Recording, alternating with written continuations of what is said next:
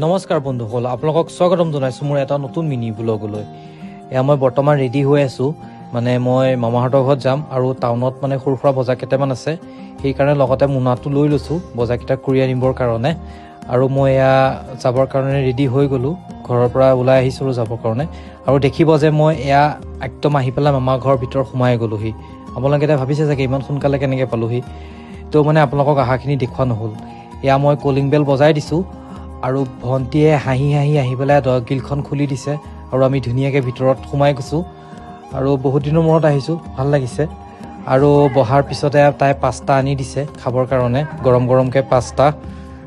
আৰু ময়ো ধুনীয়াকৈ এই পাস্তাটো খাই কৰি লৈছোঁ, মানে পাস্তাটো ভালেই বনাইছে বাৰু, খাই ভালেই লাগিল। আৰু খাই কৰি পেলাই মই সৰু মামাহঁতৰ ঘৰত আহিছোঁ, যিহেতু আমাৰ দৌল পূৰ্ণিমাৰ দিনাখন সকাম আছে, তো তাৰ বাবে সৰু মামাই ধুনীয়াকৈ কলপাত কাটি থৈছে আনিবৰ কাৰণে।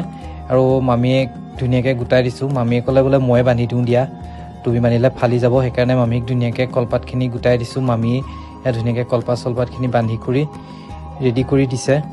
আৰু এয়া ফাইনেলি মামীয়ে বান্ধি কৰি হৈ গ'ল। আৰু মই কলপাতটো লগতে লৈ পেলাই ঘৰলৈ আহি আছোঁ। আৰু আহি থাকোঁতেই তো ফাকুৱা নিকিনিলে নহ'ব, যিহেতু গোঁসাই মূৰত ফাকুৱা দিব, সেইকাৰণে ফাকুৱা দা-দম মাৰি পেলাই দেউতাজনে ক'লে বোলে পেকেট এটাকে লৈ যোৱা, সেইকাৰণে মই পেকেট এটাকে লৈ পেলাই ঘৰলৈ গুচি আহিছোঁ। আৰু আজি ভিডিঅ'টো ইমানেই, আৰু এটা নতুন ভিডিঅ'ৰ সৈতে লগ পাই আছোঁ।